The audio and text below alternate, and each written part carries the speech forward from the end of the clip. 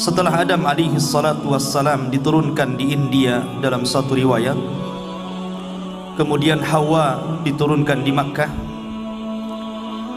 maka Allah subhanahu wa ta'ala pertemukan keduanya. Dari sinilah kemudian Allah subhanahu wa ta'ala berikan karunia kepada Adam dengan beberapa putra dan putri. Jadi Hawa itu setiap melahirkan selalu kembar. Jadi ada laki-laki, ada perempuan. Dan Hawa melahirkan sampai 20 kali.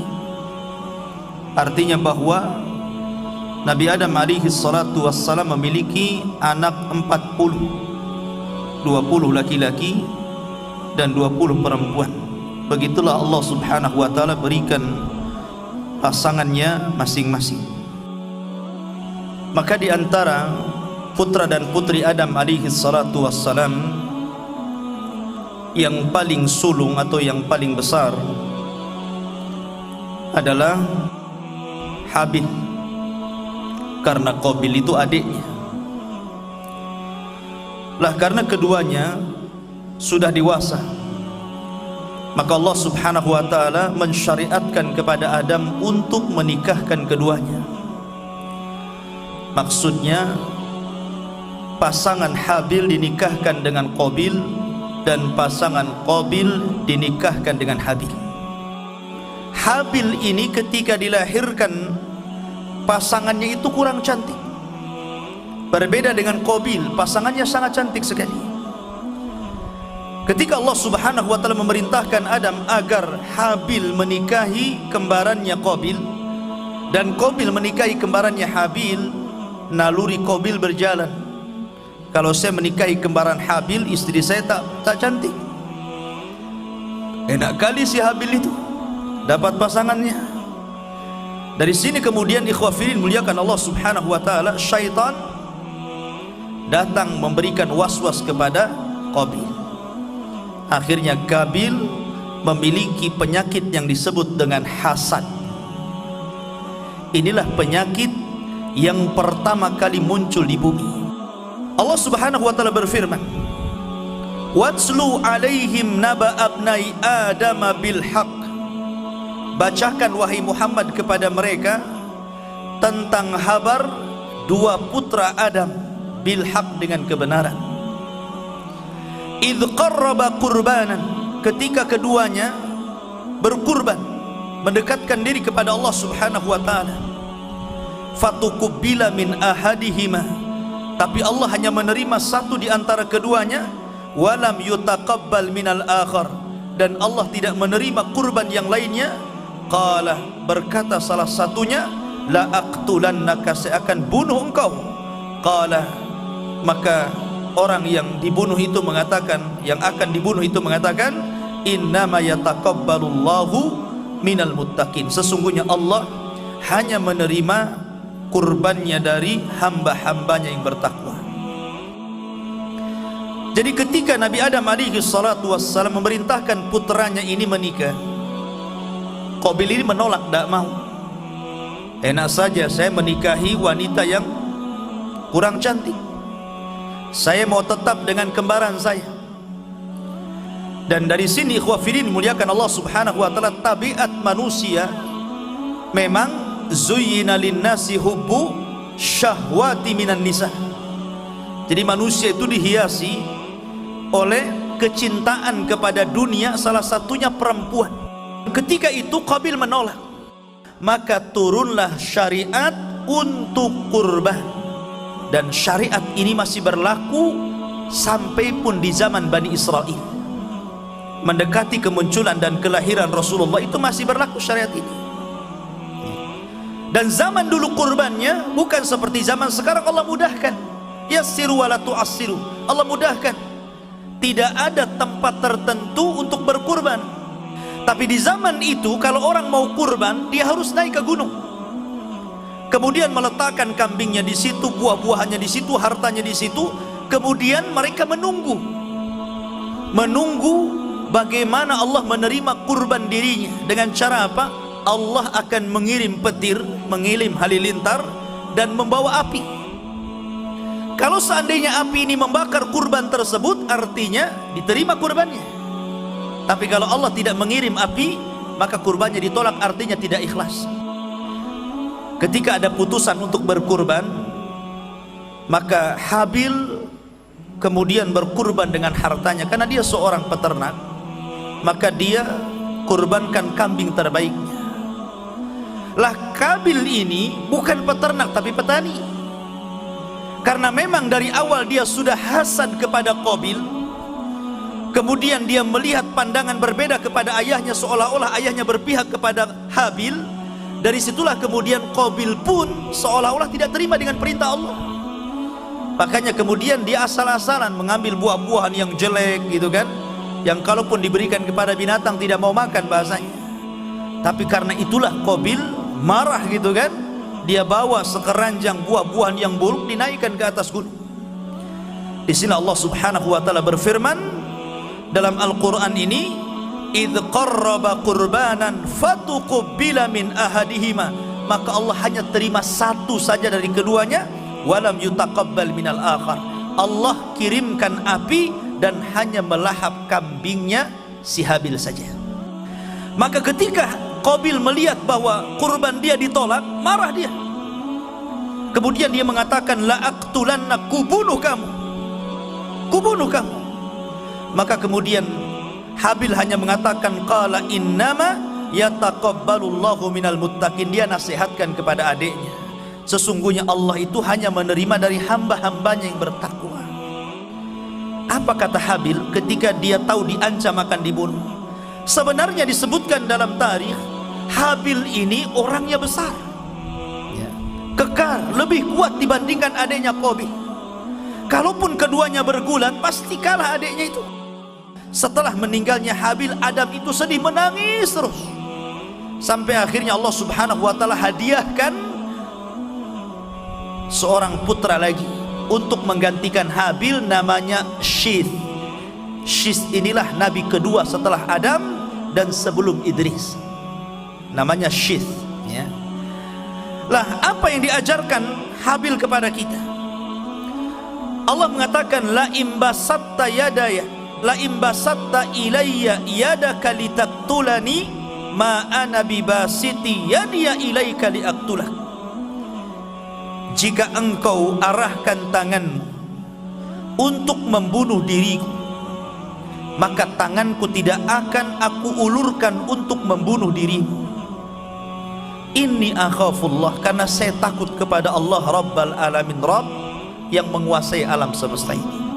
Kemudian niat ini dibarengi dengan kesempatan. Ini kesempatan, Habil lagi tidur tuh. Maka dia ambil batu, kemudian dibenturkan di kepalanya. Meninggallah Habil ini. Qabil pulang, seolah-olah tidak bersalah dia. Ketika itu lama Adam kehilangan Habil. Akhirnya Qabil itu mulai diliputi rasa takut dan menyesal. Kemudian dia pun pergi meninggalkan Adam alaihi salatu wassalam. Dia ambil lagi jasad Habil, kemudian dia bawa ke sana kemari. Ada yang mengatakan dalam sebuah riwayat sampai bertahun-tahun. Artinya Allah Subhanahu wa taala rawat jasad Habil, tidak musnah di makan tanah itu. Bertahun-tahun bingung dia harus diapakan jasad ini. Sampai pada suatu waktu akhirnya kemudian Allah Subhanahu wa taala mengutus ghuraban, fa ba'atsallahu ghuraban. Maka Allah Subhanahu wa taala kirimkan burung ghurab, burung gagak. Ketika itu gagak ini sedang ngorek-ngorek tanah dengan kakinya. Dari situlah kemudian terinspirasi si Qabil ini untuk menguburkan Habil.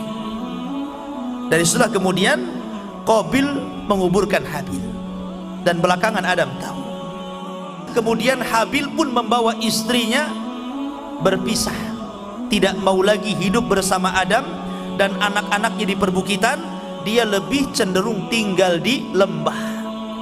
Dia bawa saudaranya, saudara kembarnya, dia kemudian hidup di lembah. Maka terjadilah dua kabilah di sini. Dari sini ikhwah fillah dimuliakan Allah Subhanahu wa taala, sampai ketika Adam alaihi salatu wassalam di detik-detik wafatnya, maka Adam alaihi salatu wassalam teringat dosanya. Dosa apa? Memakan buah larangan. Kemudian teringat keindahan-keindahan sorga, bagaimana dia memetik buah di sorga gitu kan. Maka dia pun meminta kepada anaknya untuk dijadikan buah-buahan. Maka anaknya menyebar mencari buah-buahan. Tapi di perjalanan malaikat datang dan mengatakan, pulanglah kalian, pulanglah kalian. Sesungguhnya Allah subhanahu wa ta'ala sudah mentakdirkan bahwa ayahmu akan meninggal sebentar lagi. Maka pulanglah mereka semuanya. Kemudian malaikat mau turun kepada Nabi Adam alaihi salatu wassalam. Ketika itu Adam sempat membantah kepada malaikat maut dan mengatakan, bukankah usiaku masih kurang 40 tahun? Kata malaikat maut, Dam, kau lupa ya? Maksudnya gimana? Ketika Adam alaihi salatu wassalam diciptakan, ada kisah yang menarik. Jadi Allah subhanahu wa ta'ala mengusap bahu sebelah kanan dan kiri, maka Adam diperlihatkan nanti keturunannya seperti ini.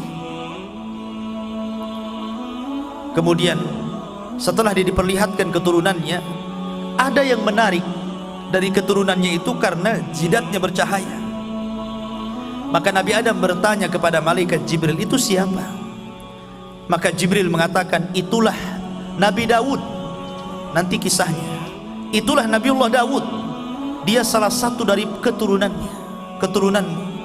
Maka Nabi Adam mengatakan, aku sangat takjub dengan dia. Berapa usianya? Maka malaikat Jibril mengatakan, usia dia hanya 60 tahun saja. Maka mendengar bahwa usia Nabi Daud 60 tahun saja, maka Adam alaihi salatu wassalam mengatakan, ya sudah, kalau begitu aku serahkan 40 usiaku kepadanya, genapkan menjadi 100 tahun. Dan Nabi Adam itu ditakdirkan punya umur 1000 tahun. Jadi ketika usianya 960 tahun, malaikat maut datang dan mengatakan bahwa aku diutus Allah untuk mencabut nyawamu.